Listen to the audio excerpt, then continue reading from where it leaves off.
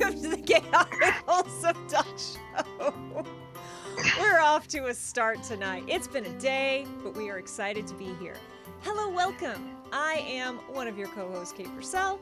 I do TTRPG performances and work in video games, and am just a general nerd type. David, who is you and what do you do? Hi, I'm David Lee. I am one half of the GMing duo for Chaotic Wholesome Incorporated, and this is the Chaotic Wholesome Talk Show, where every week on Tuesdays, Kay and I get together and talk about TTRPG stuff, how to be a better player, how to be a better GM, and how to have more fun, all with a focus on inclusion and intersectionality, so that everybody can have a good time. Yes. So thank you for joining us today.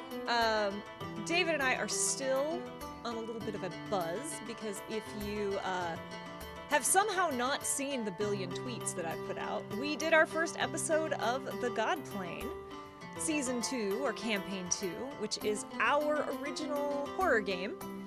And, I mean, I think it went pretty well. I do. I think it went pretty well. It was pretty great, I think. So, I'm fortunate that I can sit behind the scenes and I can watch more of the game than Kay does. And if you think that I don't take notes and then send them to Kay after the show so that when she does her rewatch, she can keep track of, like, look out for certain things, especially things that people say in chat, you're mistaken. I definitely do that. I mean, I definitely rewatch the show after, and read chat, and watch expressions, and I maybe take notes during the after show too when people are like, well, it's better than this than that, and I'm like, oh, that's worse for you, is it? Thank you. Thank you. That information will absolutely not be used against you. But what are we talking about this week? This week, especially after such a successful first table, we're going to talk about getting the most out of your players. And that doesn't mean you all have to show up and we have expectations. Yeah, Rex. Yeah, Rex.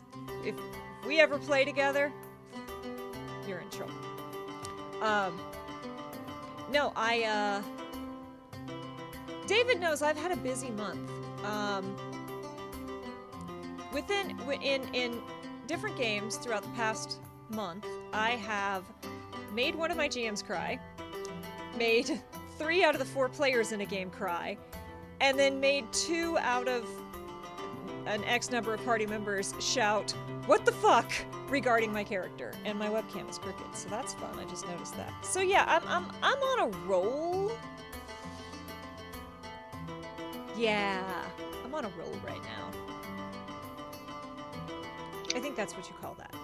Yes, absolutely. And for anyone who gets Kay at their table, get ready for some shit.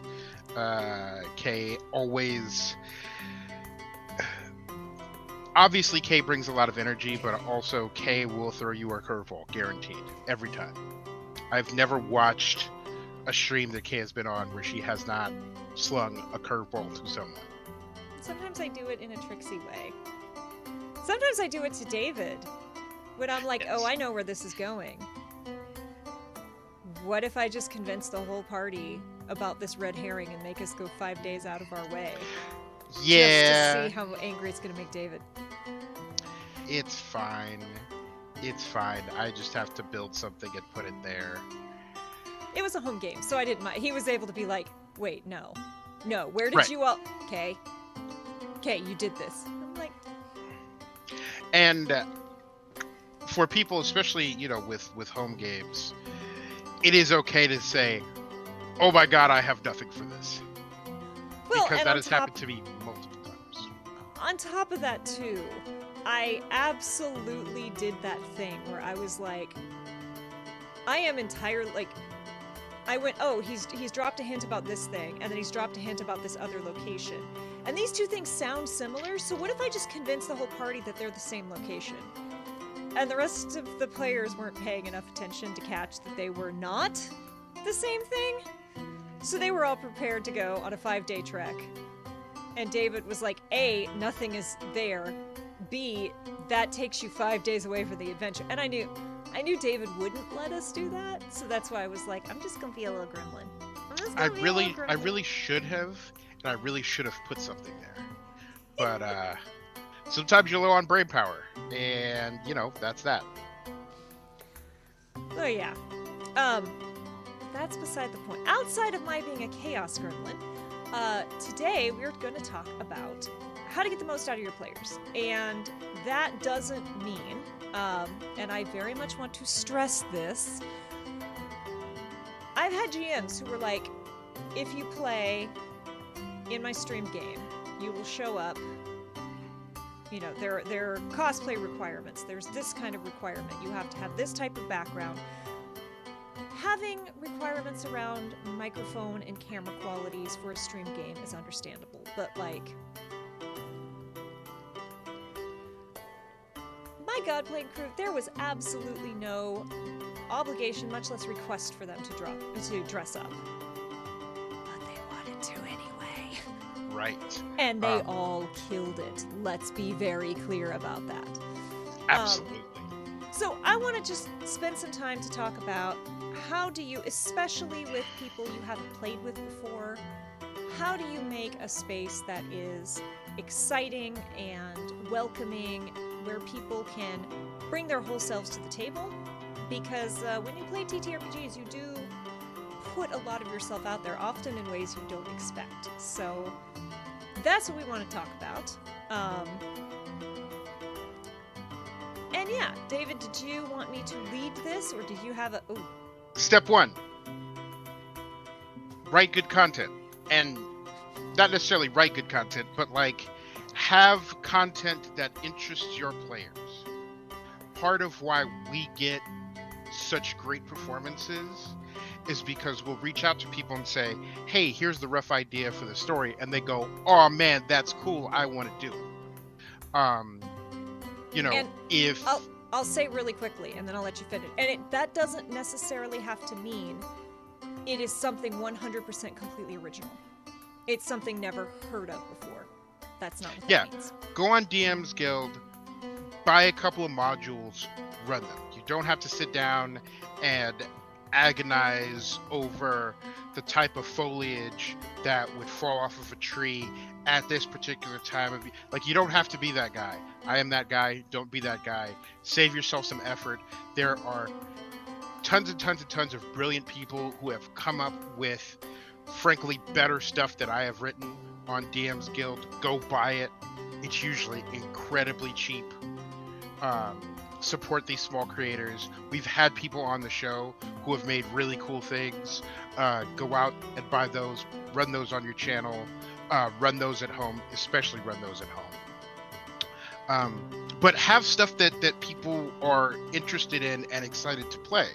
Like, we've talked before about how there are many different ways to play TTRPGs. And if someone is looking for that classic dungeon crawl, open the chest at the end and it's a mimic experience, then don't fire up Thirsty Sword Lesbians. Don't fire up much more role play centric things like Urban Shadows. And speaking of Urban Shadows, like, there are different settings that people are into. If someone's not into vampires and they're not into a modern city setting, then stuff like Vampire the Masquerade and Urban Shadows aren't necessarily going to be the thing for them. And Kay and I both have talked to many people where we say, hey, we're running this horror campaign, blah, blah, blah. And they immediately go, oh my God, I would never want to play in that.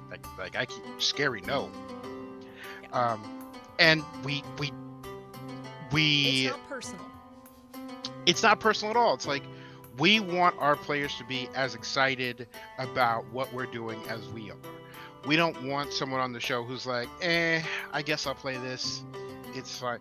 Because that energy will translate. It'll translate into their character design. It'll translate into their performance. It'll translate into how much they pay attention. The first step is get something that your players want to run. And it seems like this really basic, really simple thing. Um, and it's also a little hard when you've spent all this time planning out a whole module, a whole long-term campaign, and then you sit down and go, "Hey guys, this is what we're going to do," and then they look at you and they go, "Eh, that Yeah. sounds." Eh. And also, like, know the kind of games that you can want to and excel at running, and know how to explain those. So, for example, I really enjoy role-play heavy, social deception, or social deception is probably not the right word. I've run a few social deception games. If you've watched some of my charity games, you've seen them. Intrigue. You like Intrigue, it? yeah.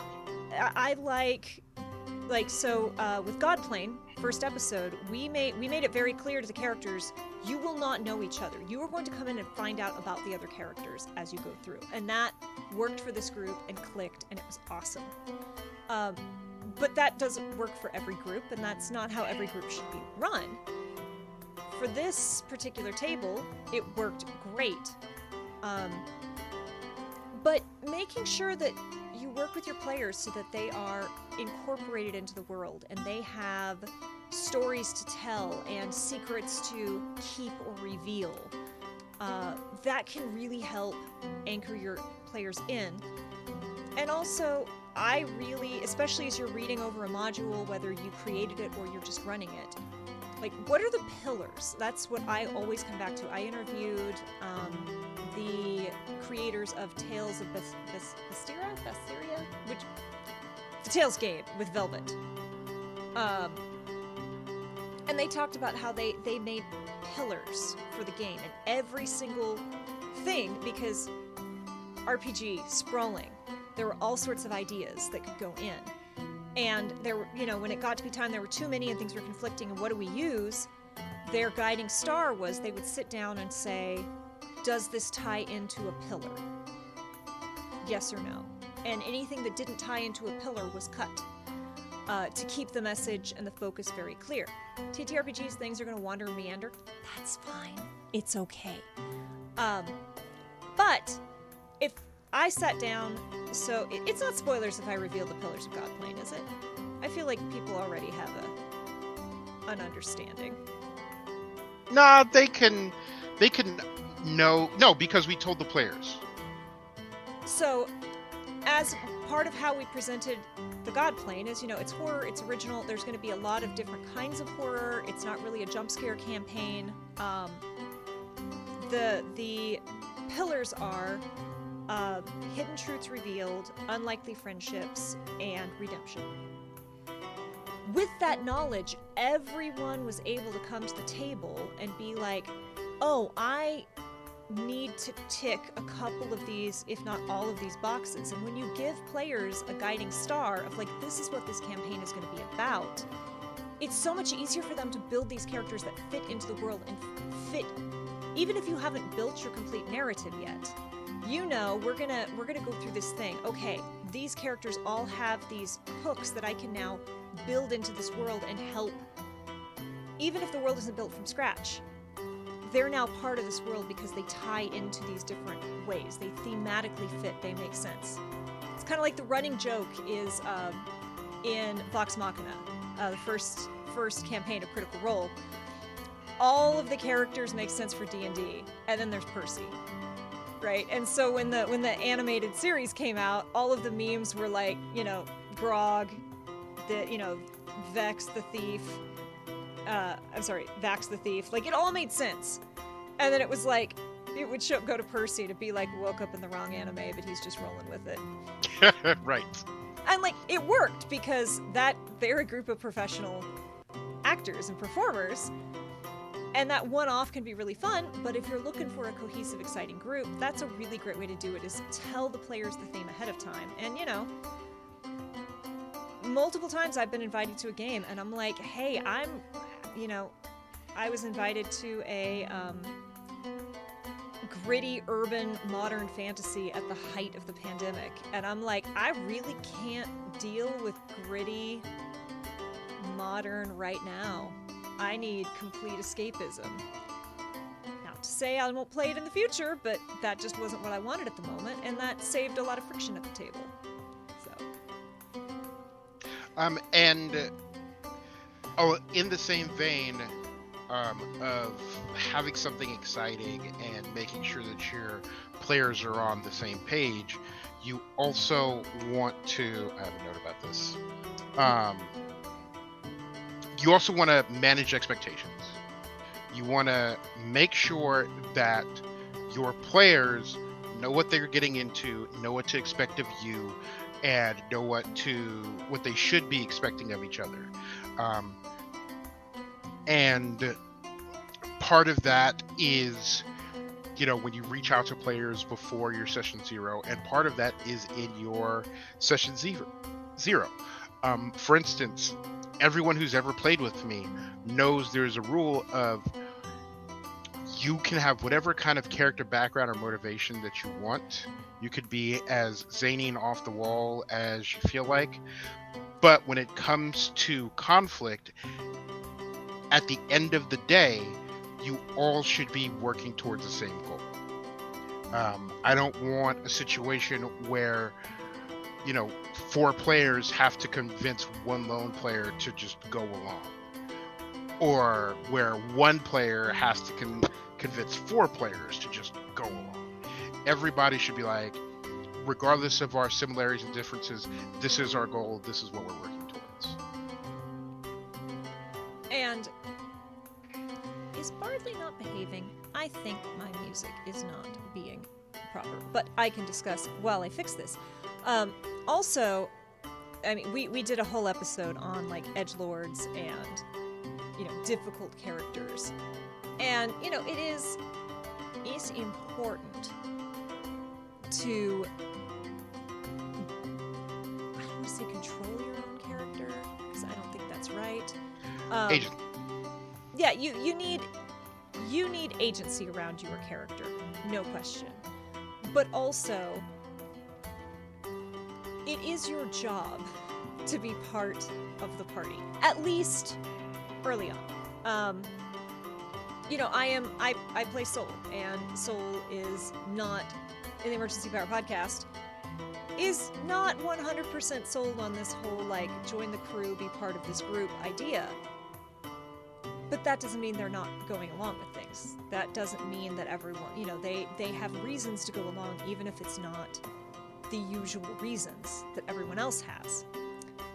So I think that's really important also, is that if a GM puts you through something truly terrible, if your character,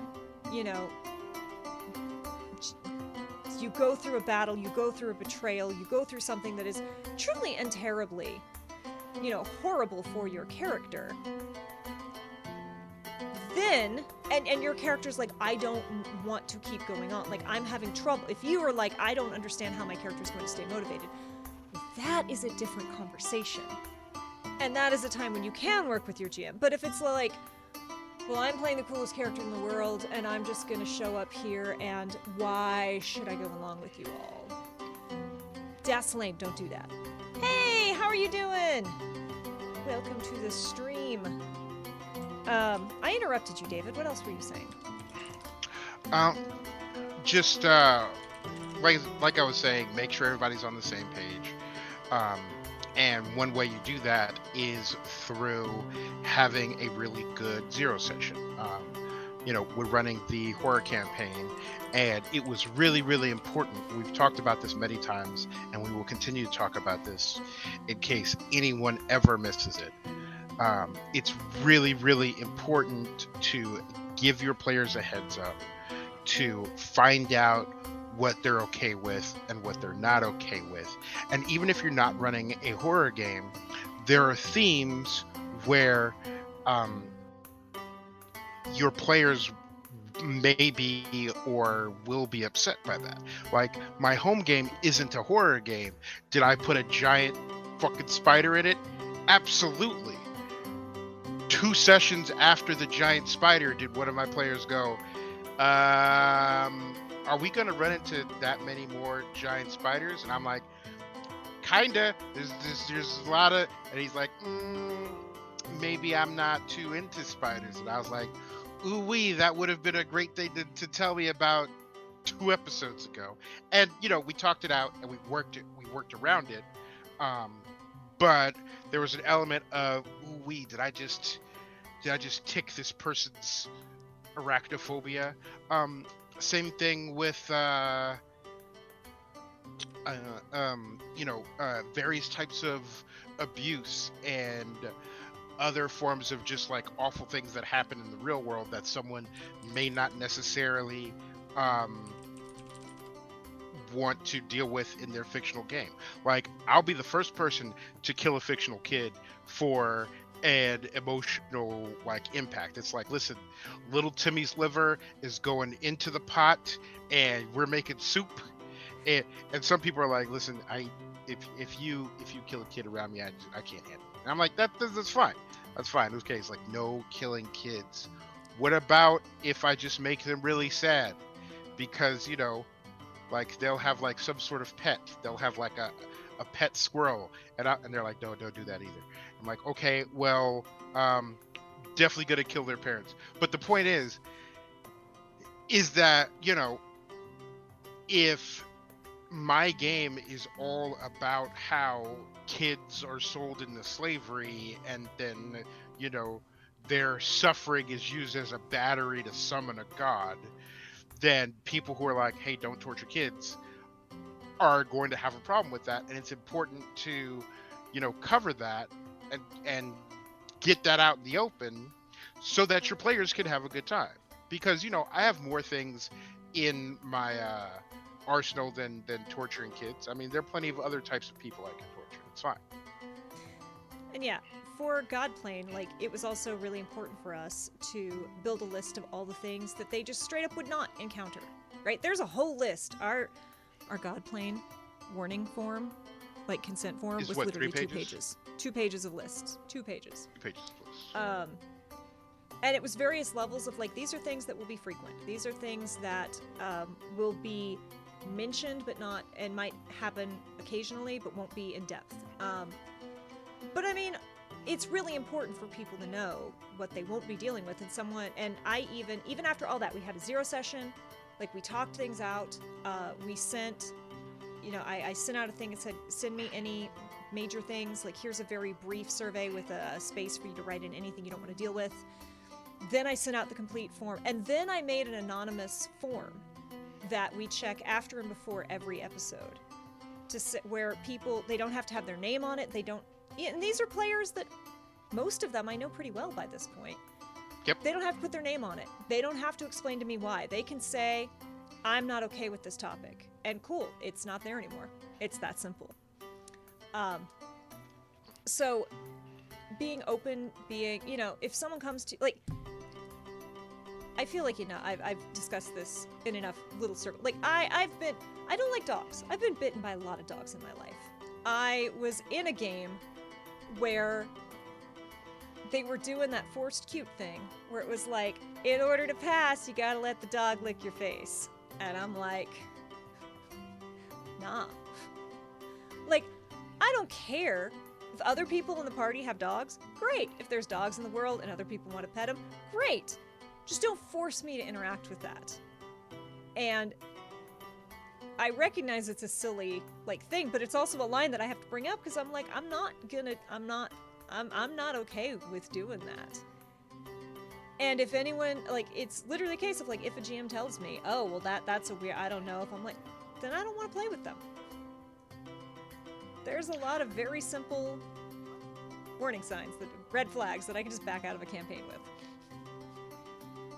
I saw a video over the weekend where this lady let this wolf lick the inside of her mouth for a while. Was just getting in there, was reading all the news, figured out what she had for dinner last night, figured out her blood type, just every scan that you could do Just, and I specifically didn't tweet about it, but people who let wolves or dogs lick the inside of their mouths, are you okay? Can we recommend you to therapists? Can we get you looked after? I understand that healthcare in this country isn't the best, but we need to try. We need to try to get you right. Because ooh-wee, Ooh, that's a lot. That's just a I lot. I'm from the internet. Not like Kay is from the internet, but I am from the internet. I have seen some awful things. Blood and guts and gore and etc. And when I tell you that when I saw that video of this woman kneeling down next to a wolf and the wolf was like, yeah, I'm gonna get up in there, I had to put down my phone, get up, and do a lap before I could continue interneting that day. And this was like in the middle of the afternoon. And I didn't mean to get on this whole tangent about like wolves licking the inside of women's mouths, but like But here we are. dolphins too. Like I've both seen and know a person who's like, yeah, nah, the dolphin gave me like a deep tongue kiss, and I'm like, ma'am, we're gonna. I don't know how to unpack this, but we're going to have to unpack this, and you're gonna need help. People get really interesting about dolphins. There's the whole like dolphin assisted birth phenomenon thing. Yeah. Do dolphins have like one of those like midwife licenses? Do dolphins have an MD? Because dolphins are vicious creatures. Like dolphins are very smart, very sweet. Yada. They are vicious. They kill for fun. And a little baby might look like a soccer ball to a dolphin. So maybe that's not the best. Again, people who do these things with creatures from the animal kingdom, are you okay? Yeah. Okay, I'm gonna test the shout out. Oh my god. I'm gonna test this out again. Well, that works. Huh. Rex, I have no idea why it linked to my stream instead of yours. No, wait, Kira's again. Oh, I wonder. Hold on. Let's see if this will behave. I think I may know why. There! Haha! Okay, I know what happened. Twitch chat is a fickle beast. Metal Gear Acid. And we have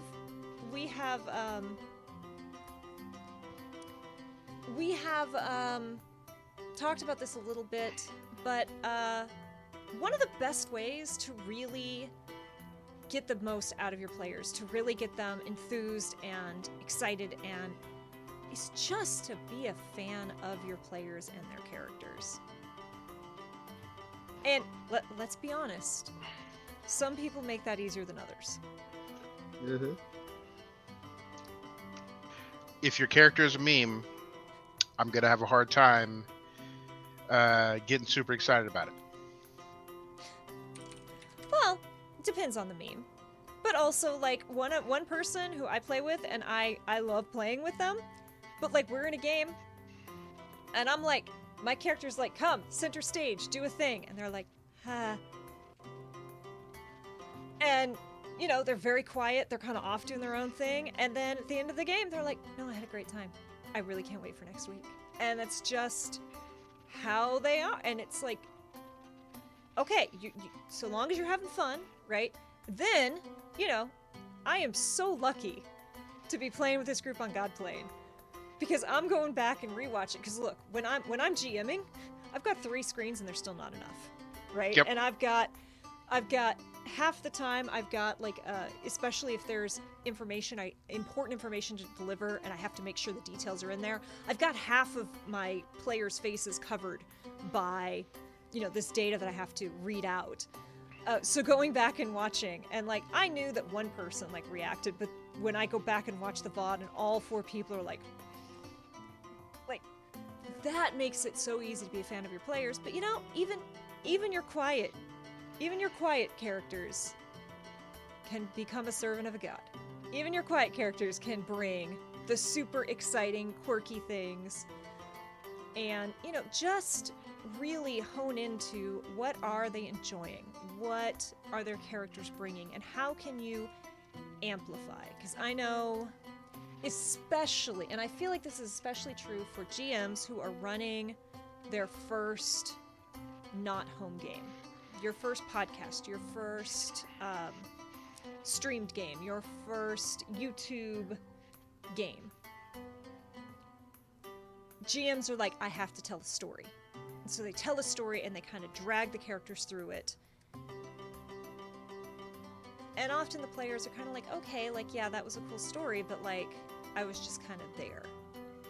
Whereas with the God Plane, yes, we have some tentpole events that have to happen, but all of that is shaped by the characters. So if you are new to God Plane with, hi Manhattan, thank you for being loud. If you are new to God Plane with this campaign, I'd suggest you wait until it's over to go back and watch the first campaign. But if you go back and watch the first campaign of the God Plane, a lot of the events are going to be the same, but we're already seeing the parties are drastically different and they're reacting to things very differently.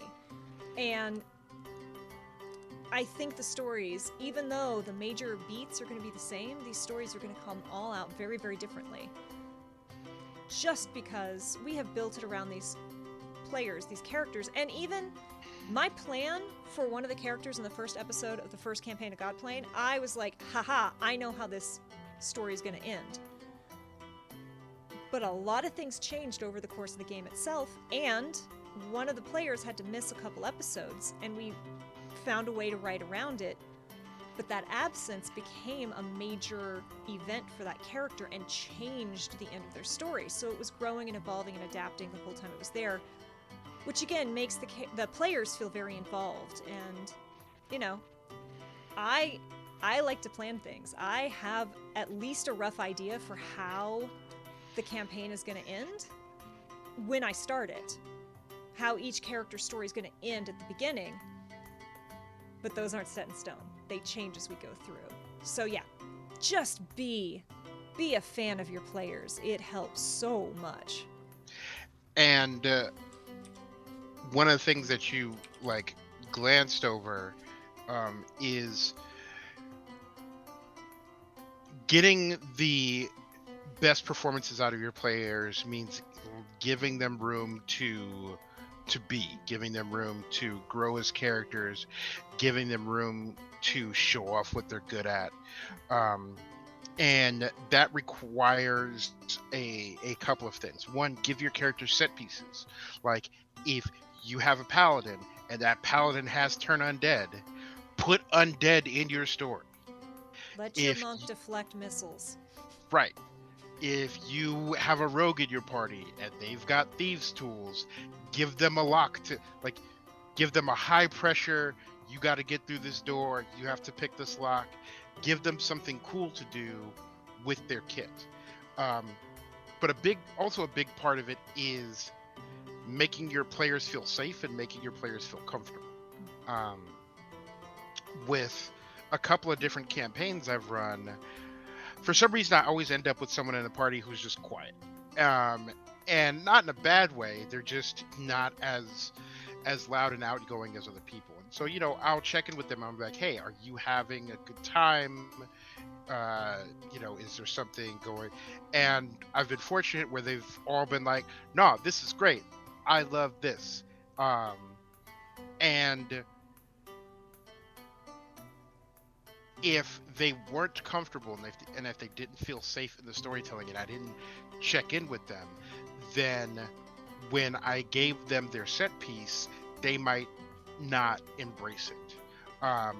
And I've been able to talk to those players and say, hey, something is coming up that you could be the centerpiece of. Are you going to be okay with that? Is that going to... And they're like, no, that's fine. And so then I can have the confidence to go into that, set up something for them, where they can then shine as a character and as a player.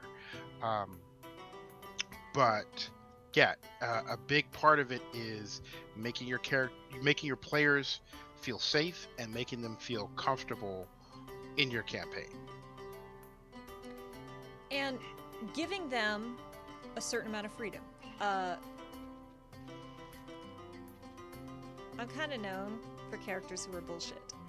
Like, I got a lot of bullshit characters. I sat down with David and said, okay, so I want to play Paladin. David's like, cool. And I'm like, welcome, Girl Wanderer. I was like, okay, yeah, I want to play Paladin, half-orc Paladin. And David's like, cool, it's a mostly human world, so you'll be minority. And I'm like, cool, okay, what if my Paladin is a Paladin of the Flying Spaghetti Monster? And you could probably guess what David's face was. Yes. I have a character who, I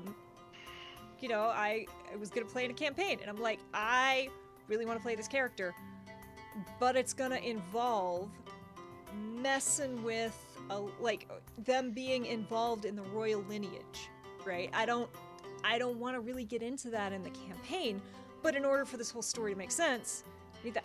David was there when I played the game where I have a himbo bard in 5e who is a Fey Lost dreamer, literally, and went to play a modern urban game, and I'm like, what if it's the same character? What if this D&D character has survived for so long? So I sit down with the GM and I'm like, listen, I know how this is going to sound. It's not as bad as it's going to sound, I swear. Can I please say that my character for a while was a demigod? And they reached level 20, a thing happened, they became a demigod, and they have survived into modern day. And they're no longer a demigod, and I will not try to use the powers, and none of that's what I'm trying to do, but can I be a former demigod? There's always some kind of bullshit on my character, usually because I love sprinkling plot, and I love throwing things out there to see if people listen and if people pick up what I'm putting down. And like I said, I had two players in a game last night scream, "What?" Because I start seeding things, and then you're suddenly multiple episodes in, and you're like, oh. So there's definitely a level of bullshit that you have to say no to. Don't let people break your game. Again, I'm a big believer in the rule of cool. Let your players do cool, big things, especially if it's like a spotlight moment for them. But also, keep the game fair.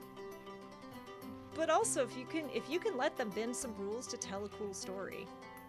Bend some rules to tell a cool story with the knowledge David knows. I'm like, hey, this Paladin of the Flying Spaghetti Monster, I don't know if the Flying Spaghetti Monster is real. All that's up to you. Don't tell me now. I want to find out in game. So that's how I do it. It's a lot of bargaining. And I want to do something weird. This is what you can use against me.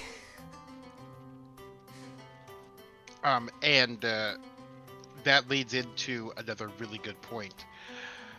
Part of getting the most out of your players is rewarding them for doing things, especially if it's something that doesn't necessarily make them look cool, or something that makes their character more real, makes their character more fallible.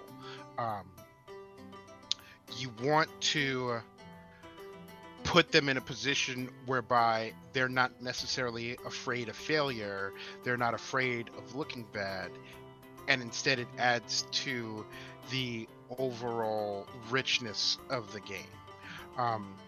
And so if I played a game a long time ago where our DM sat us down and said, hey, if you give your character one compulsive negative trait, then I will reward you with something. And that was a back and forth that happened. And to this day, the singular thing that I remember is we had a wizard where when he entered a town, he had to pass a willpower check to not go straight to the bar and start drinking. He had a problem with alcohol. And because of that, when he started drinking, the drunker he got, the higher the percentage chance was that he would cast the spell on accident. This led to a number of really terrible rolls and to us being denied entry into a town because the previous 2 towns the tavern had burned down because he cast Fireball And he in didn't ask both how big of the them. room was. And so there's just it hilarious because he then he was drunk, and then we got into a fight with a bunch of things, and there, because he had this chance to cast, and he also didn't get to choose the spell. There was a whole like roll way to roll to see what spell he cast. And so we were in the middle of a fight, and he goes to like cast an attack spell, and the DM goes, "Hey, what about that old monkey on your back? What about that?" And he's like, "Oh, I guess I should roll for that." And he ended up pointing at, I think it was a kobold. And he pointed at a kobold, and he's like, "Light."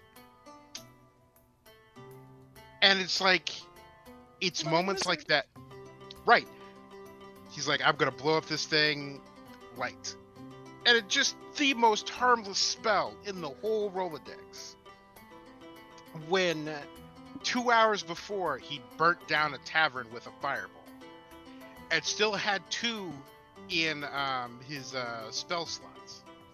And so it's stuff like that where it's like, 15, 20 years later, what I remember from that campaign is the negative flaw and the hijinks that evolved from that. But as a consequence, he got to have an extra cantrip, and he got to have extra spell slots. So when we did run into something that was particularly grisly, he was able to just burn it down because he had so much loaded up in the chamber. So rewarding your players for good role play, even if it doesn't necessarily work out for their characters, rewarding your players for developing rounded characters rather than edgelords who are good at everything, is another way to encourage your players to play and to stretch what they're doing. And we have Piper in the chat. Piper plays Peppa in Godplane and is just the most creepy, wholesome doll I have ever experienced. I love Peppa so much. But yeah, and good things for the characters, but also, kind of like with Godplane, yeah, we put some terrible stuff in there. But if all you have is terrible stuff, your players are not gonna explore, right? So that was one of the first things that we talked about, was like, what reason do they have to interact with anything? Why would you touch anything in the haunted chest? Why would you go into the haunted house if there's nothing in there but spooky ghosts? Oh, JD Lady says I don't like dolls. That was a deep lurk. Oh, but take it as a compliment because you were awesome. Yeah, Peppa is a mood. But yeah, that was so we were talking about, make your players feel safe. We started, one of the first things I asked the group, because Piper came to us and said, like, "Hey, I kind of want to play this. It's a third-party race. Can I play this?" And I'm like, and we did not call Piper out. He remained anonymous, which the group had said, like, "Hey, couple things. This is going to be a thing, this is going to be a thing, and dolls are potentially going to be a thing. Are any of those a hard no? And if they're a major, like, even if it's not a hard no, even if it's like, hey, this might be a whole lot to deal with, I don't know if I can for 8 episodes, please let us know." And then they found out why during the session 0. And it was great. But, and again, this is part of why we pushed so hard with that's why our consent form was 2 pages. Because it's like, we need you to know what's in here. We also need you to know what's not in here. Because there were several things where some of our players said, I really don't like spiders. And this happened in the first campaign of the God Plane too. Cozy called it out in chat, so I don't mind saying it because she called it out. Cozy was like, I don't like spiders. I'm scared of spiders. But I am here to be spooked. I am here for this to be creepy. So please put the spiders in. And you're only comfortable doing that when you know what you will and will not encounter. So give your players as much freedom as you reasonably can. And also, build up that rapport. Build up that conversation. Because I've definitely had I've been on both ends of this conversation where I'm like, can I do this thing? And they're like, maybe, right? I will let you try it. But if it's too much, we have to reel it back. My camera's way out of focus. And that is a completely reasonable statement for a GM to say, I'm gonna give it to you, and if it's too much, you gotta stop. Because, look, rewatching Herb and reading chat during that combat, I think Brian was more scared of the combat that David built than anything that I narrated. And designing combat where things are a challenge, you are just a little bit scared that you might not get through it, but you also don't TPK is very difficult. So have a little bit of understanding for your GM if they say, I think I can work with this, but maybe I can't. And if I can't, we're gonna have to walk it back one way or another. At one point, I have a character, I was starting a new system. It's a very complex system. My character did some things that during the first fight that were technically against the rules. None of us really caught it until after that fight. And it was like, well, that's fine, because actually, we didn't walk it back. We didn't re-record the fight. The fight happened. I worked with the GM, and I'd already had a little bit of a narrative basis for this with the character, where there's a reason this character can very occasionally do redonkulous things. And it is to a certain extent built into the class and the system to make it work. So, and David knows, I love and hate when my characters completely bamboozle me. When they pull out something that I was not prepared for, that is so brilliant, because I'm pretty good at planning. David knows this. I'm pretty good at we'll get some shenanigans over here. When someone does something that I did not expect and it's awesome, do it. Lean into it. And a couple of y'all have seen me already say, we'll be doing something, and I'll be like, what's your intent? What are you trying to do? Right? Yep, and then we'll figure out how to make it work. What's your intent? What you trying to do are two of my favorite things, because sometimes people will describe a super, that sounds like it's breaking all the rules, and they're like, oh, I was just trying to make a really cool thing and all I want to do is move. Great. Yes. Whereas some people, especially newer players or people who aren't new to TTRPGs but are new to the system that you're playing, will be like, I want to do this thing. And you're like, that's a whole complex thing. And they're like, oh, I was just trying to do this. Okay, cool. What's your intent? Now let's make it happen. That is my GM tip to all of you. If you are trying to get a player to do something, or a player is trying to do something that seems a little redonk and you can't figure out why they're doing it, ask what's your intent. What you trying to do? Absolutely. And, we've, not necessarily with Godplane, but we've run into games that we've run where you get a couple of really bad rolls, or you get a couple of the really good rolls are worse than the really bad rolls. At least for me as the fight designer, because I always leave a back door, both for myself and for Kay, of if this fight is going a certain way and it's going poorly, and it's going poorly and doesn't feel earned, then here are steps you can take to sort of balance things out. Now, that doesn't mean we won't kill your players or your characters. We will beat the brakes off of for your characters. Like, make no mistake. Yeah, if you're doing something dumb, if it's obvious, I think I don't want to say that right now, but there's certain monsters in certain campaigns that are not intended to be fought at a level 5. And if Yeah. you decide to fight them at a level 5, we're going to kill at least one of you to make the point. Right. Like, you gonna get what you're gonna get. And also, if we specifically set up a really tough fight, and you go into that fight and you screw around and you don't do the things that you're supposed to do, and it starts looking real bad for you, then we're not necessarily going to make things easier for you. But that said, we've also had situations where we've rolled 20s back to back. There was one fight in was it the charity show? One of the charity shows that we did, where Kay rolled back-to-back 20s on 2 attacks on the squishiest person. It is just like, woof, woof. Yeah. Peppa would not have survived. And I got a message on Discord where it's like, fudge it, and I'm like, fudge it, absolutely fudge it. But especially charity games. You don't want to right. Actually, one of the first charity games I played, I was lucky enough to have Gabe Hicks as my GM, and they were like, I will not kill your character in a charity game. A campaign, different story. In a charity game, I will not kill your character unless you tell me, hey, this is a great time for my character to die heroically. Then I will take great pleasure in killing your character. And I was like, that is such a cool approach to especially charity games. Hey, Candace, welcome in. Sorry, David, I interrupted you. Continue. But what breaks combat encounters for me is when the players roll really well.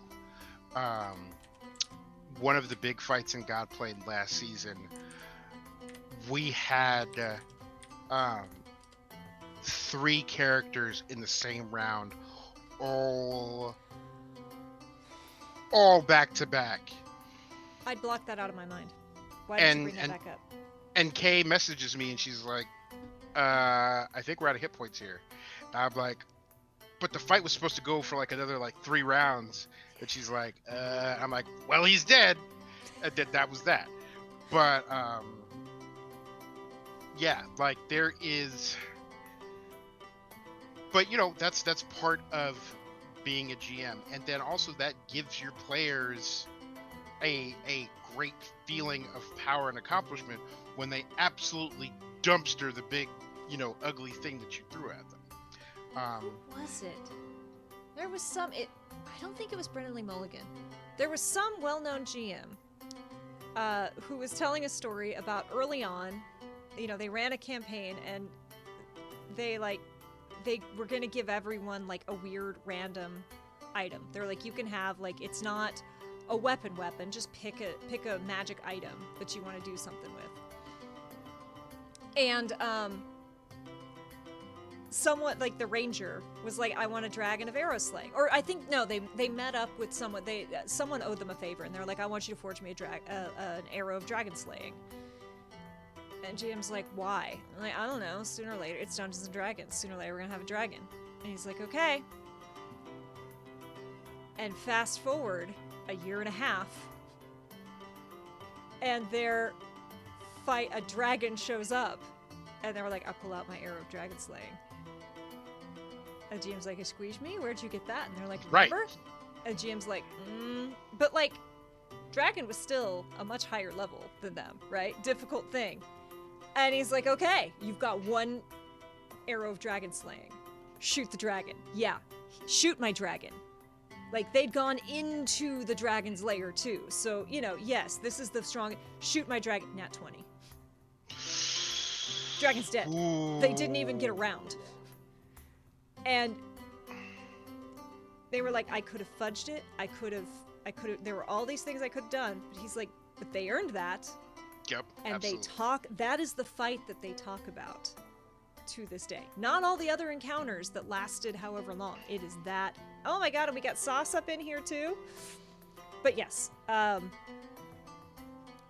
so we've got some really incredible people hanging out. We've got Candace the Magnificent, who plays Bo. We've got Piper, who plays Peppa, and we've got Saucefire, the original host of the Chaotic Wholesome Talk Show, 2-time award-winning GM. You got to shoot your shot, says Vivian. Absolutely. We've got some other incredible players in here. Tell us share your stories. What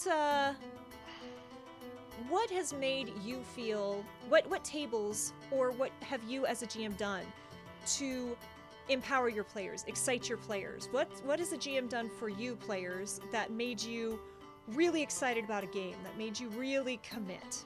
I would love to hear some of your thoughts, because David and I have been up here talking about this for, gosh, just under an hour now.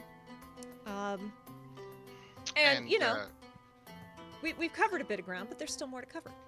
Yes. Another important thing is encourage your players to talk to each other.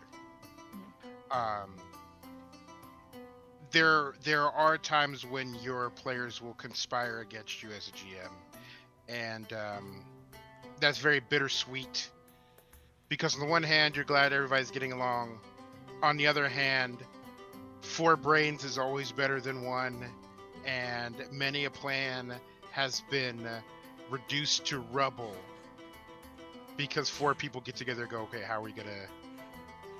In the Emergency Power podcast, we literally kicked our GM out of the admin role for the Discord so that we could make a channel to plot against him. Poor Adam.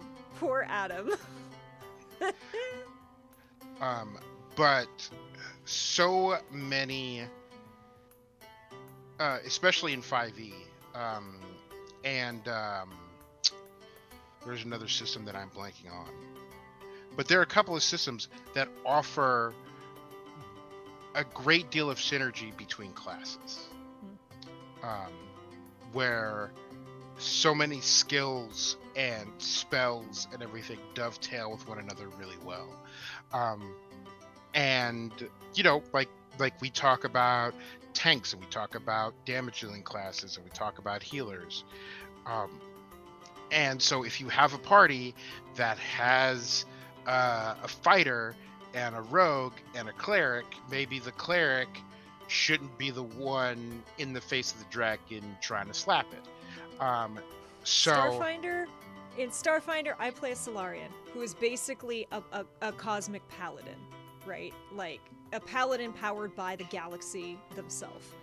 And then Brandon, one of our characters, is an envoy, which is basically a bard. And at a certain level, envoys can do a thing where they basically double the Solarian's attack and also reduce their damage penalty. So you can do a full attack where you attack twice, but it takes a lower... Between the envoy's buff and then a thing that they can do, and then the flashing strikes, which Solarians get, which lets them attack twice with less of a penalty. I can't wait till we get to the right level, because I'll be able to attack 4 times in a turn with no penalty. Yikes. Yikes. That's a lot of damage. Sorry, continue. Rex is saying, having an issue in a game I play in where the GM is building rough fights, multiple people downed, we are outclassed in the fights, and does not fudge dice rolls. Not having a good time right now, and need to have a conversation with him. So, at some point we will do an entire episode about character death. Because I've sat at tables where the GM says, if you have a character roll, go roll 2 more. And I've heard horror stories about people who are like, I have a shoebox full of character sheets because this guy goes through them. And I'm sure there are people out there who are like, oh man, certain death for my character sounds like a great time. But for me, meaningless death with the characters of my players, or with most of the characters I play, maybe isn't, the thing. Now, have I built tough encounters? Absolutely. There is a meme in our home game where our rogue goes down every single fight. Um, and also, funny enough, does just a truckload of damage And then to dies. whatever the strongest thing is. Will cut down the strongest thing, turn around, and like a feather will go by, and he'll just be like, Yep. and that's one thing that I approached him about. I was like, hey, you're kind of, and he's like, one, I'm getting myself into trouble. I'm putting myself in places I shouldn't be. I was like, okay, but also it became an integral part of the story, of his character story.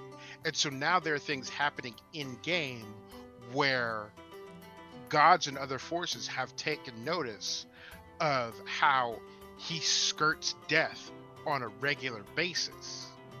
And now there are discussions going in the sky and on the earth about this one guy that seems a little unkillable.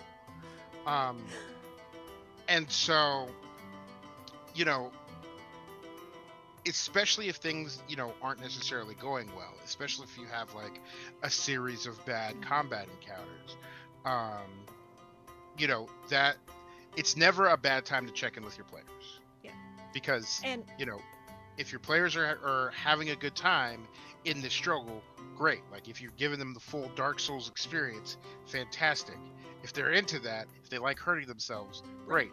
But if they're not masochists, maybe you should change your design philosophy.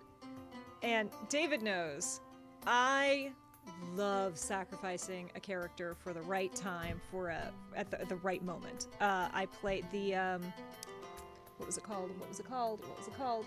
The Strixhaven game that we aired here on my channel.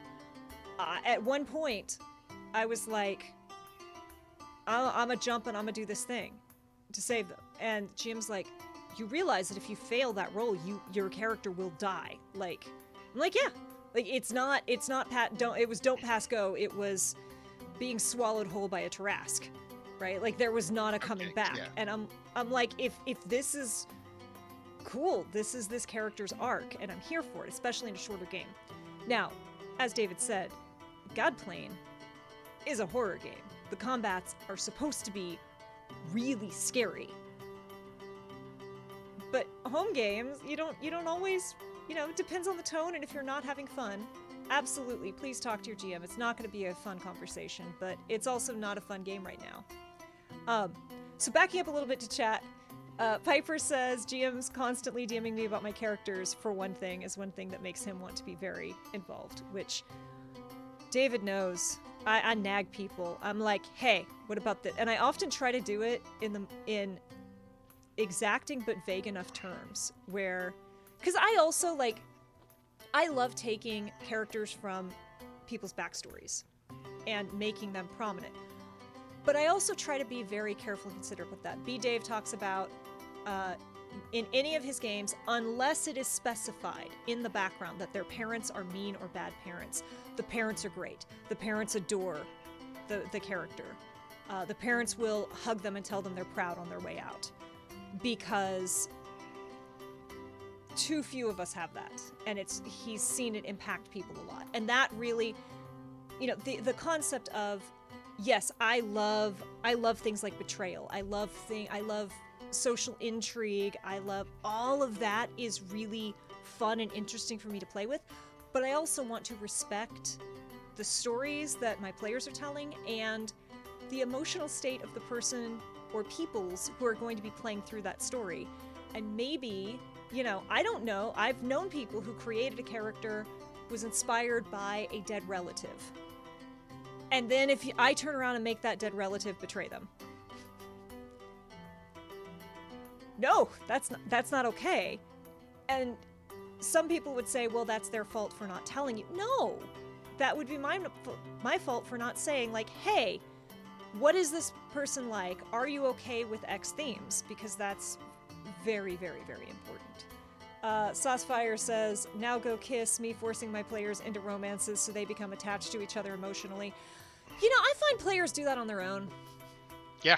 Oh, yeah. I don't gotta force that. Yep. I had a suspicion that everyone was gonna have a crush on Bo. We had some conversations. before the game. But what, and I didn't even see it in the moment, but that first battle when Candace is like, you see this Minotaur like crouched down and all of her muscles flex and then she charges forward and both Piper and Brian are like, Yep. Yeah, it has been Um, my experience that the Venn diagram of people who play TTRPGs and people who are horny is a circle. There's only like one little blip off, and that is K. Everyone else. I mean, there's the min-maxers. There's the I am here to like kill hordes of orcs and rescue a princess and force her to marry me. But those are also not the Yikes. people I'm here to play with, you know? Yeah. Rivenanza says you could do some neat stuff with a certain death campaign if ever with a certain death campaign if everyone's down for it. Yeah, I believe. Oh, I don't know how much is common knowledge of this, but I know Carrie is running a zombie horror survival campaign, which is exit on death. When your character dies, you are out. There was a really, really great, I live right by the Complete Strategist, which is a really, really cool, the oldest TTRPG store in New York. I was chatting with one of the gentlemen who works there, and he was like, death is one of my favorite things to play with. Like, I don't think any character should ever die because of dice rolls. But also, I'm not gonna let it all just slip away scot-free. So what he does is, at one point, like, he had, the characters kept dying. After a certain amount of time of these characters dying, death just appeared and just started hanging out and following them. And they befriended Death. Death became a character, not quite part of their party, but like part of the hangout. But also, everyone could see Death, so they'd roll up into a town with Death trailing behind them. So that made things a little bit complicated. Yep. And that's pretty cool. But also, like, I am Ace. I'm not looking for smooches real IRL, but there's very few of my TTRPG characters where I'm like, what if they kissed? What if they did? What if they? Also, one of my favorite Insta blocks on Twitter. And I'm not even pulling up the tweet because I don't need to give this person attention, but I had tweeted something like, me IRL is aggressively asexual. Me and TTRPGs. What if we kissed in the final episode, right? Or what if our characters kissed in the final episode? And some straight white dude, rolls up to my tweet and says, "It is impossible to be aggressively asexual because it is impossible to be aggressively not. So, or it is impossible to be aggressively a negative, or a thing that doesn't exist." And I'm like, cool. Glad you're the expert on this. Thank you for sharing. Block. Yeah. Woof. Let's see. Chat, you're amazing. I'm scrolling up to catch up. One thing, Piper says, one thing I've done in a lot of combat, if the PCs do so much damage that they could off the baddie before everyone gets in the round, I give them just enough HP more so that the last player in the turn order can kill them. Just so they don't feel like they're sitting there for nothing. That is a very good call. In fact, I was a little bit worried. Okay, can I say this without spoiling? In the big fight, in the first episode of the God Plane, we were very close to having Vassal finish off the baddie, which wouldn't have been bad, but it's also like, that's a thing. Rex says the fights also take a really long time, an hour plus for fights lately, and we need a long rest after almost every fight. It just needs to be addressed. Yeah, that just sounds like it's a grind. Like, some people really enjoy meat grinders. I don't get the appeal of meat grinders. I get the appeal of a meat grinder in like a funny, especially like a charity thing, where it's like a one-shot where you're just like, cool, we're gonna go through and we're just gonna fight, and as soon as I die, a new character is gonna pop up that's more ridiculous than the last one, and we're just gonna power our way through this for charity. That seems fun, but if that's not what you signed up for, All of Godplane is poly. Yes, all of Godplane is very queer and very poly. Bo, let me smooch. Bo is so unaware. Piper says, I'm horny for hand holding. Outbreak. Yes, Outbreak is so brutal. People are horny, especially tieflings and minotaurs. Can confirm. Tieflings, I'm stealing this. This is the best, worst dad joke I've heard, TTRPG dad joke I've heard in a long time. I'm stealing off of Twitter. I'd have to find the original post. Tieflings are always horny because otherwise they'd be called tief relationships. Pain. That was so worth it. That was so worth Pain. it. That Absolute. was so worth it. Pain. May not be in. I may or may not be in an episode. Ooh. Yeah, I wasn't sure if I could talk about that, Candace. Candace, when are you going on Transplanar? If you all have not watched Transplanar, Connie Stop Chang, what you're doing and go watch Transplant. Connie Chang is an incredible GM, has built this really amazing non-colonial world with all sorts of amazing queer performers and just this really in-depth, beautiful lore. And Candace is gonna be on it, and that's freaking amazing. While you were smooching, Kay and I were studying the blade. Yes. Yes. Is that our friend Than? Jan, it's short for Thanos. Kay's idea of wild, improbable fantasy is romantic attachment. Look, Sauce, why you coming at me like that? Why you coming at me like that? Thank you for linking Transplanar. Attacked. Yes, so attacked. And there's a podcast. So, yeah. Again, checking in with your players, making sure you build things into the world for your players, for those characters, giving those characters chances to shine. One thing that I stole that I have really, really liked, and I've even taken it to a little bit of a higher level, is letting the players describe the NPCs or the items or the memories that they have. Obviously, I didn't do that in episode 1 of Godplane because, like, I have particular stories that I'm selling, but there's going to be moments where characters are going to, especially, see, those channel redeem points, those are going to give items. Channel redeem points give +1 rolls, but the tip page will give items that will give players basically inspiration on their stress rolls, which are very important. Yes. And that's what those characters experience with those are going to be up to the players. And I have given them some warning, and hopefully, they've given some thought. But yeah, communicate, build things for your players, really talk about, hey, this is where I see this campaign going. This is what I think.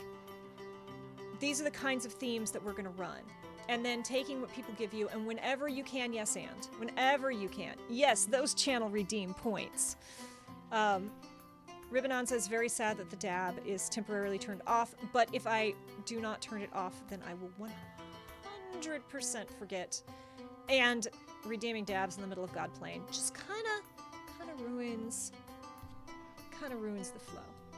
I had another thought, and it grew little wings and flew right out of my tiny brain. I'm very annoyed with myself right now. But yeah, talk to your players, build things for them. Rule of cool, and yes, and whenever you can, obviously don't let them completely. Saucefire says, I can't afford to control K. You've still got, you and I think Rex also put a communal pot to just undermine me. Yep. It's still there. It hasn't been redeemed yet. We're going to have to add a new redeem where it's like the first level has to go to a particular player, but the higher redeem is specifically to sabotage K. Yeah. Yeah. And I feel like the players get to decide. which rolls those go to.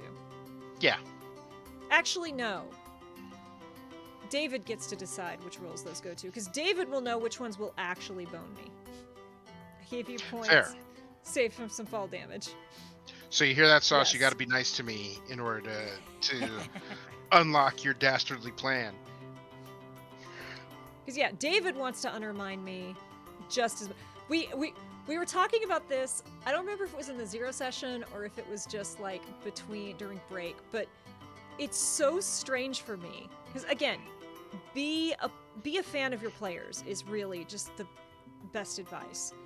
And Vassal kind of a bench. Yes. Ooh-wee. Vassal, peering behind the curtain, Vassal has 7 charisma. And if you haven't noticed, Vassal has seen some shit. So for me, there's this weird, wonderful juxtaposition of like, I am this mean, direct NPC who doesn't like you and will let you know. And then everyone like winces and reacts and is sad because she says some very mean things. And then I'm like, oh, my poor players. I'm going to continue to be very mean to you. And then I'm like, yeah. It's a very whiplashy position to be in because my players are amazing and I love their characters, but it's my job to be mean to them right now. Maybe not always, but right now. Maybe someday I'll get to be nice to them. David, are you going to write me a script where I can be nice to them? No. That's not happening anytime soon. Absolutely not.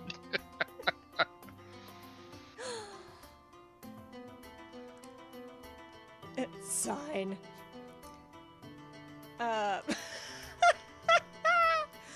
Candace, you absolutely killed me. I'm not reading that out, but I mean, I'm not saying you're wrong. Yeah, apparently throw a sad queer love story into your horror game and watch your players break. That's yeah. That's a great thing too. But yeah, that's I'm really annoyed because I had another thought, but it's not. And I will say this too, and I don't say this because I personally need it. Because my players are genuinely amazing, and I also have David genuinely backing me up. But I have definitely seen multiple GMs like burn out a little bit because they have tried really hard to build awesome things for their players, and people in sessions and are like, yeah, that was fun, thanks, bye. Take some time to, at least on occasion, really appreciate your GM. One of my GMs had a birthday, and I drew art of his favorite NPC. Just to thank you. It's amazing how much a little thank you can go. I try very hard to message David after our home games and, after really cool moments in session and be like, that was great. Thanks. I really had fun with it. Because, I mean, I know I have brain gremlins. I got raccoons all up in there who don't shut up. And if someone doesn't tell me you did a good job, I will, even if half the time, even if someone tells me you did a good job, I will still do nothing but focus on what I could and should have done better. So remember, appreciate your GM too. But as a GM, be a fan of your players. Give them moments to shine. It matters so much. So much. Yeah, and encourage them to talk to each other. Encourage the relationships between them. And, that doesn't necessarily mean that all of your players are going to bone. I mean, in most of the games that I end up running, that's what happens. But it doesn't have to. But, you have situations where not only is there like encounter synergy, whether it's someone is distracting the shopkeep while the rogue goes and grabs all the stuff and then runs, or you have your bard put on a big performance while you go investigating the back of the tavern where the meat pies get made. but there are lots of little things and lots of little moments, like Peppa in Godplane.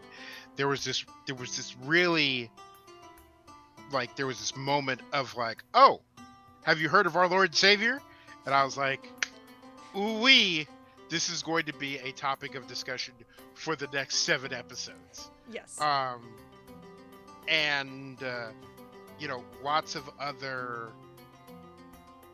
in Godplane, all the characters have to learn about each other, learn some tragic, embarrassing things about one another in order to make it all fit.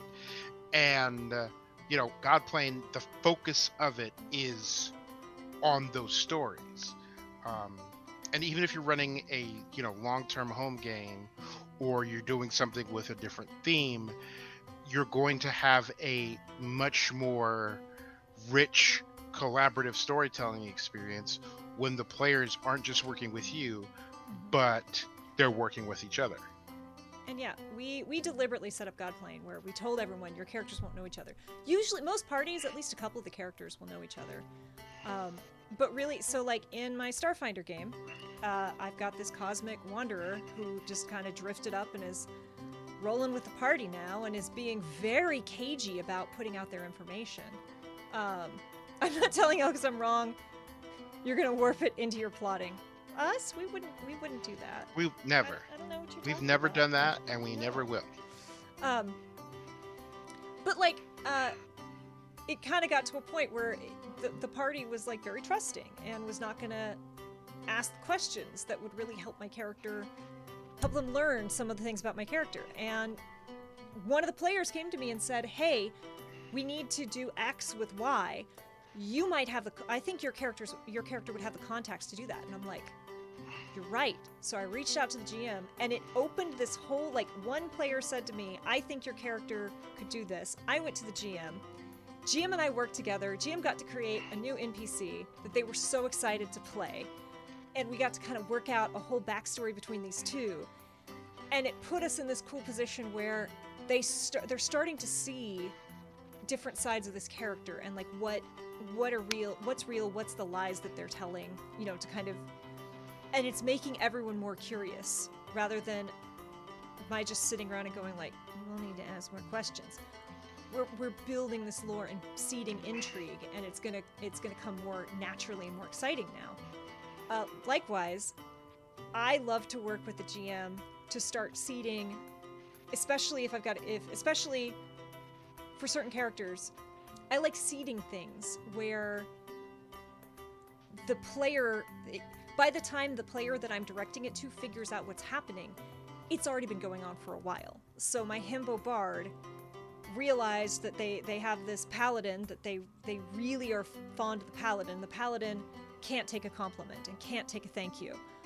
Unless it's from a child, and they figured out they like flowers. So chaotic good fae bard decides, I'm gonna write a story, I'm gonna tell a song and sing it to all of the children in all of the towns that we go to, that will basically tell all the children, if you see a paladin who looks like the paladin I'm traveling with, if you give them a flower, it's good luck. So anywhere we go, children are starting to bring this paladin flowers.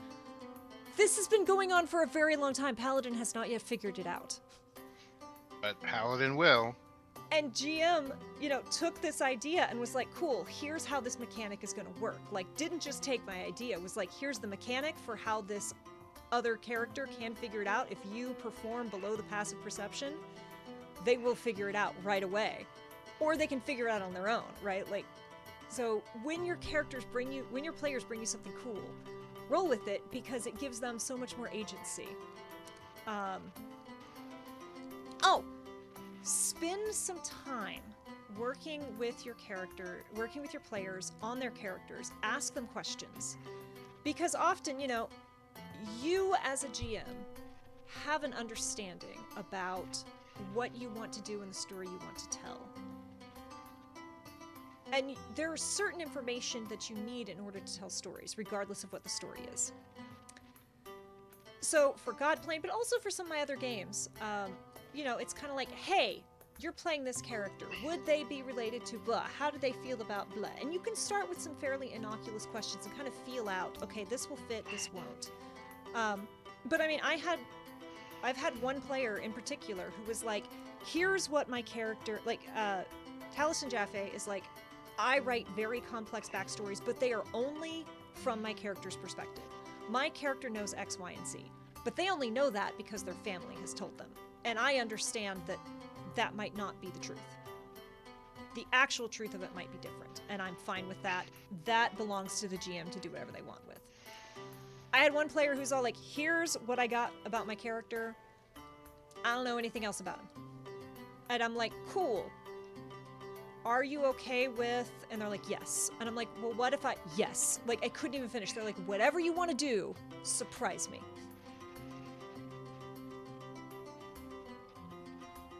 Are you sure you know what you're getting into with that? Yes. Okay. Cool. We'll do it. So ask questions because, and again, like I was saying earlier, that's not the case with everyone. With some people, it's like this character's sister, she's inspired by my own sister whom I lost. So don't kill her. Don't be mean to her. That's really good to know. So you don't, give someone a really bad day. Yeah, and if you ever run into somebody who, one, wants to play a ranger, and two, wants to play a beastmaster, and that beastmaster is a cat or like like a tiger or a wolf, tread lightly, because there's probably a story there, and don't just dumpster their dire wolf or whatever, because you will get yelled at.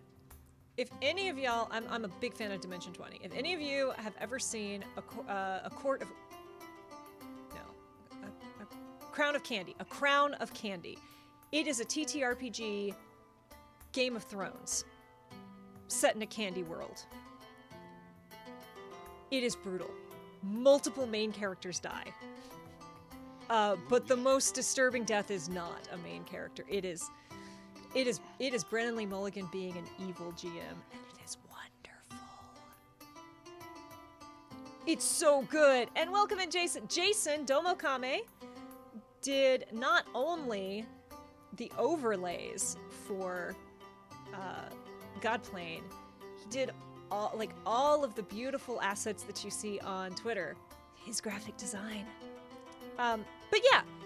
Get super into your players, get super into your characters, ask questions, make sure everyone's comfortable, and just feel everyone out. And again, I cannot stress enough, tell people what will not be in a game. Give them themes, help everyone row the same direction. Because if you tell me this game is a bunch of people who are palace guards, I'm like, awesome. This is all going to be political intrigue. So I'm going to bring, this character and they're ready for this. And then I sit down at the table and the person across me is like, this character is inspired by, this is a meme joke character, and they don't know why they want to be a guard. They're just here. Yeah. That's going to kill my vibe. That's what I was going to say. Curate your table. Talk to your players, figure out what they want too. Because like I said, Godplane's a horror game. Not everyone wants to play horror. Like I said, height of the pandemic, I was invited to a gritty, modern, urban game. Not really what I wanted to play at the height of the pandemic. So check out your character, feel out your players, because like Rex was saying earlier, if you signed up for, a sword and sorcery, high fantasy, mostly roleplay game, that's what you thought you were getting, and you find yourself in long, gritty, grueling combat, non-stop, you're not going to have fun. That's not going to make you want to come to the table. That's going to, your GM's not going to get the best out of you. So curate your tables. Not everyone plays the same kind of game. I'm not saying everyone has to play the exact same kind of game all the time. You can, there are ways to balance. This person really hates shopping. This one person really loves shopping. So we'll have a shopping episode where they can go nuts, and then we'll go into this other stuff. But, check your audience. Know your audience, know your table, and try to find that balance where everyone can have fun.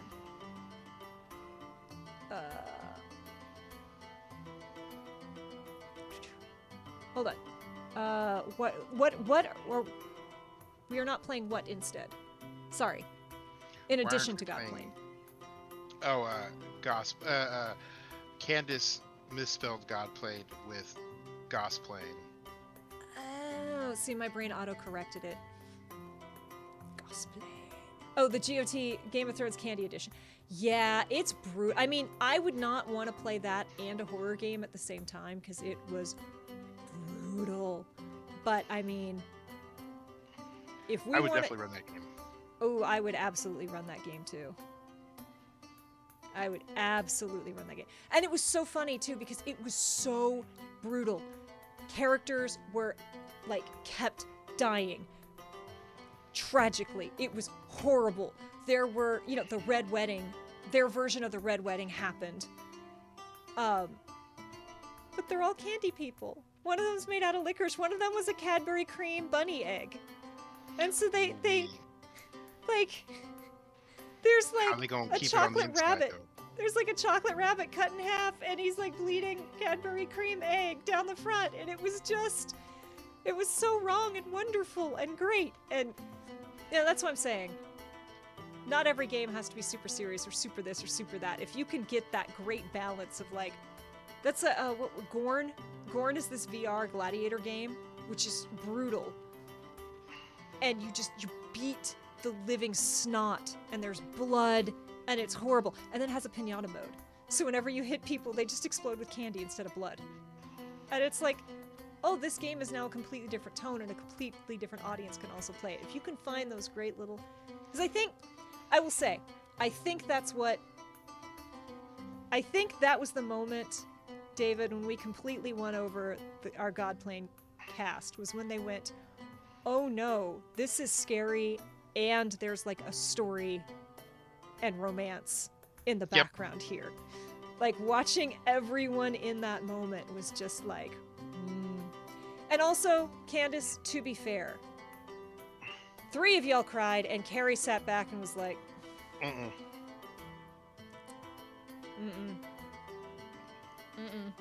I hope my mom doesn't see this. I'm not supposed to invite myself into other people's games. Listen, Waterdeep Tales was fun and all until the puppets came. Still cute, but suspiciously so. Yeah, the puppets were... I enjoyed having fire spells in that game. That's all I'm gonna say. I was able to light wooden puppets on fire. That is the dream. Yes.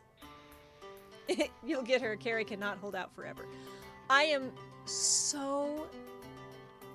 I feel like at this point we're pivoting to Godplane because I am so excited to see where y'all go and what y'all do with these stories and how things play out differently. And I can't wait for y'all to find out about each other's characters because, like I said, usually in these kind of games, everyone has like a 0 session and figure out, you know, here's our links, here's what you know about me, and I'm making y'all come in blind. I'm making y'all learn about each other in a horrible, stressful situation. You all have things you'd rather not talk about, and I can't wait to see how this plays out with you all. Because, for those of you who don't know, this is the second time we're running Godplane. The first time we ran it, that party was having none of any of this, and we actually ended episode 1 pretty immediately after the fight because they spent so long arguing and bickering and refusing, and I was about to have to panic and pull up my episode 2 notes and figure out and like, oh no, what more plot can I throw in here as we go into the next roll table, because oh no, these people are cohesive and they flying, and it was great. But also, in true K fashion, landed the plane right at the end of the script.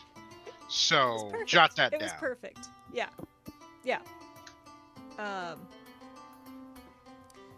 So, unless anyone else has any more thoughts or comments or questions, I think we're like getting real close to wrapping here. You all, if you have anything more, please throw them out. I will say, let's see, I can pin this right now. I am one of your co-hosts. People love puppets, says Saucefire. Yes. I'm Kay. I'm one of your co-hosts here. I work in video games and I'm a TTRPG performer. You can find David and I here every Tuesday, the Chaotic Wholesome Talk Show, but David can get into that after me. Every other Wednesday, starting this month on the 12th, you can find me over on the Emergency Power Podcast where I play Soul, a Cosmic Wanderer. They are a wonderful little terror of an NB. All of the bad decisions are theirs. You can find myself, Candace, Piper, those two in chat currently, Carrie and Brian Gray / Urban Bohemian, every Thursday this month and through most of next month in the God Plane, right here, Thursdays at 4 p.m. Pacific, 7 p.m. Eastern.